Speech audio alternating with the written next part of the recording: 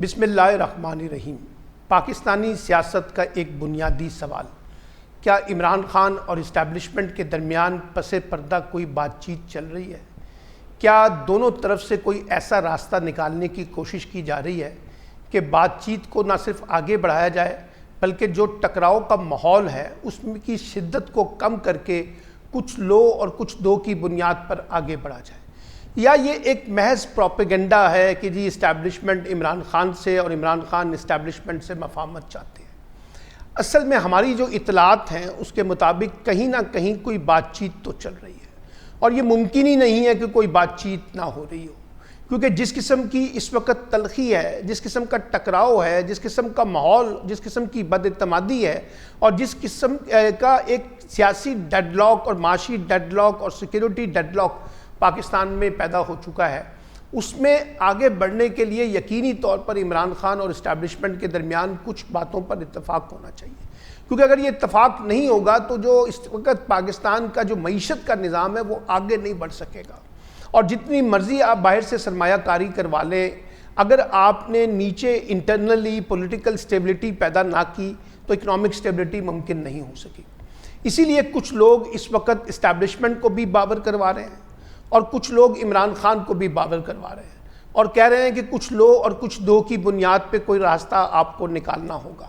اور دونوں کو پیغام یہ دیا جا رہا ہے کہ اپنے ہارڈ سٹانس سے باہر نکلیں اور ایک ایسا سٹانس اختیار کرنے کی کوشش کریں جس میں فلیکسیبلٹی ہو، جس میں ایک دوسرے کے لیے گنجائش ہو، جس میں ایک دوسرے کی قبولیت ہو۔ یہ جو میں نے آپ کو پہلے بھی بتایا تھا کہ علی امین گنڈا پور صاحب ایک برج کے طور پر کام کر رہے ہیں، اور کہا جاتا ہے کہ علی امین گنڈا پور کئی ملاقاتیں اسٹیبلشمنٹ اور عمران خان کے درمیان میں کی وجہ سے یا ان کے معاملات کی وجہ سے وہ ایک میڈیٹر، جسے کہتے ہیں موڈریٹر کے طور پر وہ رول پلے کر چکے ہیں۔ وہ ایک ڈاکخانہ سمجھ لیں، پوسٹ آفس سمجھ لیں، ایک پیغام رساں سمجھ لیں، سہولت کار سمجھ لیں، ادھر کا پیغام ادھر اور ادھر کا پیغام ادھر لا کر بیچ میں سے کوئی راستہ نکالنے کی کوشش کرتے ہیں۔ اب انہوں نے بڑے واضح طور پہ کہا ہے کہ ہماری احتجاجی تحریک، ہماری ساری مزاحمتی تحریک کے پیچھے ایک ہی مقصد ہے کہ کسی طریقے سے عمران خان کو آزاد کروایا جائے، عمران خان کو جیل سے باہر نکالا جائے۔ اب پرابلم کہاں آ رہا ہے؟ پرابلم وہاں آ رہا ہے کہ جہاں اسٹیبلشمنٹ جو ہے اپنی مرضی اور منشا کے مطابق ایک ڈکٹیشن کی بنیاد پر عمران خان سے مفاہمت چاہتی ہے۔ کہا یہ جا رہا ہے کہ عمران خان کو کہا جا رہا ہے کہ وہ 1.5-2 سال جو ہے نئے الیکشن کا مطالبہ مت کریں، اس حکومت کو چلتے رہنے دیں، اس حکومت پہ تنقید ضرور کریں، اسٹیبلشمنٹ پہ تنقید مت کریں، معیشت کے معاملے میں حکومت کی سپورٹ کی جائے یا اسٹیبلشمنٹ کی سپورٹ کی جائے، اور کوئی یہ جو احتجاجی تحریک اور مزاحمتی تحریک جلسے جلوس تک ضرور محدود رکھیں، لیکن اس کو حکومت گرانے کی پالیٹکس کے ساتھ نہ جوڑا جائے۔ یہ جو سارا کا سارا اس وقت ہمیں بحران نظر آ رہا ہے، یہ اسٹیبلشمنٹ جس طریقے سے چیزوں کو لے کر چلنا چاہتی ہے یقینی طور پر عمران خان کے لیے قابل قبول نہیں ہے۔ وہ نیا الیکشن چاہتے ہیں، وہ چاہتے ہیں کہ جناب ایک انویسٹیگیشن ہو 9 مئی کے واقعات کی، وہ بھی کوئی نہیں کرنا چاہتا۔ وہ چاہتے ہیں کہ جناب جو یہ حکومت ہے اس کے انتخابات کی انویسٹیگیشن کروائی جائے، وہ بھی کوئی تیار نہیں ہے۔ تو کیسے یہ چیز آگے بڑھے گی؟ جب لوگ یہ کہتے ہیں نا کہ عمران خان اور اسٹیبلشمنٹ کے درمیان کچھ لو اور کچھ دو کی بنیاد پر معاملہ ہو سکتا ہے، تو میرے نزدیک اس کا بنیادی نقطہ نئے انتخابات کا ہے۔ اگر کچھ مہینے کے بعد یا ودن 1 ایئر کو نئے انتخابات کے اوپر اتفاق ہوتا ہے تو بات آگے بڑھ سکتی ہے، لیکن اگر عمران خان کو یہ کہا جائے گا کہ وہ اس حکومت کے مینڈیٹ کو تسلیم کر کے آگے چلیں، تو میرا نہیں خیال کہ عمران خان اس بات کو تسلیم کریں گے۔ اور یہ جو لوگ کہتے ہیں نا کہ عمران خان معافی مانگ لیں گے، اس کی بھی مجھے گنجائش نظر نہیں آتی ہے۔ لیکن کچھ لوگ ہیں وہ کہتے ہیں کہ براہ راست ان چیزوں میں گلجھنے کی بجائے جو بنیادی معاملات ہیں اس پر اتفاق کر کے آگے بڑھا جائے۔ اور یہ میں بار بار کہہ چکا ہوں کہ عمران خان اور اسٹیبلشمنٹ کے درمیان جہاں پس پردہ کچھ بات چیت ہوتی ہے تو سب سے زیادہ سیاسی مروڑ جو ہیں وہ پی ایم ایل این کے اندر اٹھتے ہیں، اور پی ایم ایل این کے اندر پریشانی کی ایک لہر جو ہے وہ پیدا ہو جاتی ہے، اور اس بات کو ٹٹولا جاتا ہے، اس بات کو پرکھا جاتا ہے، اس بات کو دیکھا جاتا ہے، اس بات کو جانچا جاتا ہے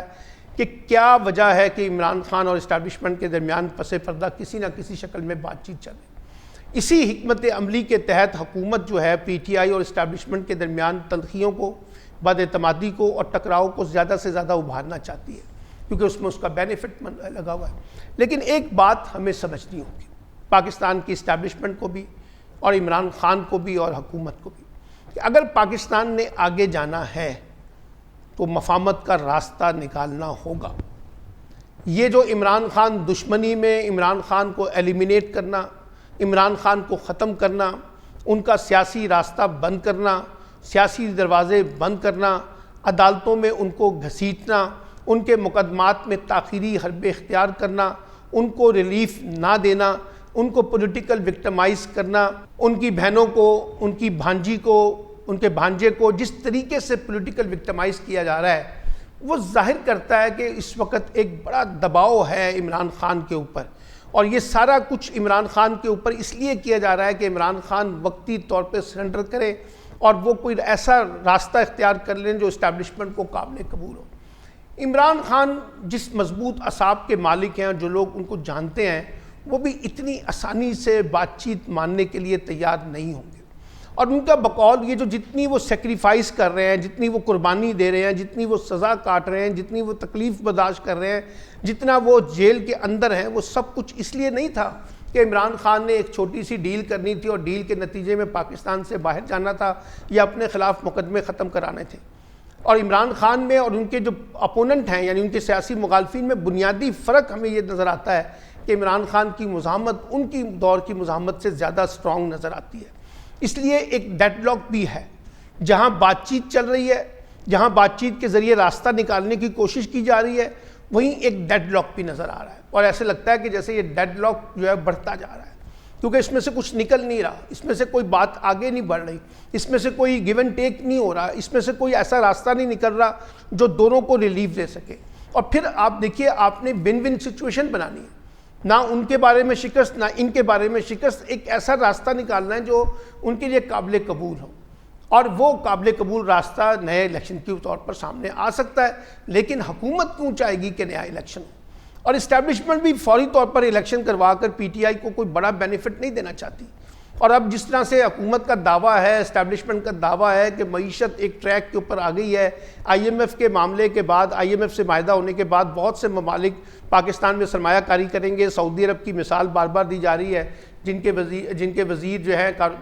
تجارت آج کل پاکستان کے دورے پہ ہیں، ان کے وزیر سرمایہ کار یہاں موجود ہیں اور وہ کوشش کر رہے ہیں کہ زیادہ سے زیادہ سرمایہ کاری پاکستان میں کر سکیں۔ تو بہت سے لوگ اچھی خبروں کے ساتھ بھی بیٹھے ہوئے ہیں، اور ان کا خیال ہے کہ حکومت ایک مشکل راستے سے نکل آئی ہے، اور حکومت اور اسٹیبلشمنٹ مل کے اس مشکل راستے سے پار نکل گئے ہیں، اس لیے ابھی اس وقت حکومت کو کوئی خطرہ نہیں ہے، اور حکومت چلے گی، اسٹیبلشمنٹ ساتھ کھڑی ہوگی، یہ ان کی مجبوری ہے۔ لیکن ساتھ ساتھ دوسری ایک رائے بھی ہے کہ جس طریقے سے یہ نظام چلانے کی کوشش کی جا رہی ہے، چلے گا نہیں۔ عمران خان کو ڈس انگیج کر کے اگر آپ سیاست کا راستہ نکالنا چاہتے ہیں، معیشت کا راستہ نکالنا چاہتے ہیں، سیکیورٹی کا کوئی راستہ نکالنا چاہتے ہیں، یہ ممکن نہیں ہے۔ اس کی وجہ یہ ہے کہ وہ ایک ڈیڈ لاک پیدا ہو چکا ہے، اس ڈیڈ لاک کو بریک کرنا بہت ضروری ہے، اس کو اعتماد میں لینا بہت ضروری ہے، اس کے ساتھ مل کر چلنے کی ضرورت ہے، اس کو بھی ساتھ مل کر چلنے کی ضرورت ہے۔ اور میں نے پہلے بھی ایک دفعہ کہا تھا کہ دونوں ایک حقیقتیں ہیں، اسٹیبلشمنٹ بھی حقیقت ہے اور عمران خان بھی حقیقت ہے۔ دونوں حقیقتیں اگر ایک دوسرے کو سمجھ کر، ایک دوسرے کی اہمیت کو جان کر، ایک دوسرے کی طاقت کو سمجھ کر آگے بڑھنے کی کوشش کریں گی تو راستہ نکل آئے گا، وگرنہ یہی ڈیڈ لاک پاکستان کی سیاست کو آگے لے کے جانے کی بجائے مزید پیچھے کی طرف دھکیلے گا۔